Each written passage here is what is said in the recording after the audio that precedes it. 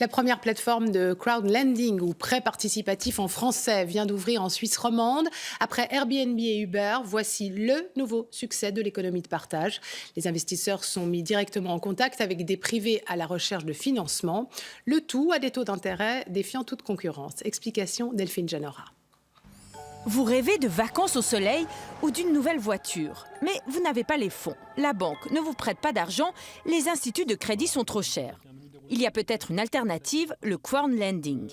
Des prêts de particulier à particulier sur un simple site internet. Par exemple, 20 000 francs sur une durée que vous définissez.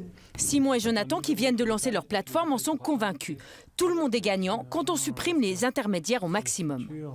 Les plateformes ont réussi à simplifier le processus, à rendre accessible la capacité de dire cette personne, je suis d'accord de lui prêter 2 000 francs pour qu'elle puisse faire des études à l'étranger, si elle me rembourse à 5% d'intérêt, parce que je préfère que cet argent soit utile à quelqu'un dans ma communauté, à quelqu'un en Suisse, qui soit à Plan-les-Ouates, à Bussigny ou à Bulle. Concrètement, sur ces plateformes, les taux d'intérêt de remboursement démarrent à 4%, alors qu'ils atteignent, pour les crédits à la consommation, un taux moyen de 8,9% dans les banques. Ils avoisinent 10% dans les instituts de crédit.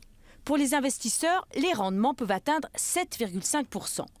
Pour éviter tout dérapage, un contrôle minutieux de la solvabilité est fait et les risques sont diversifiés.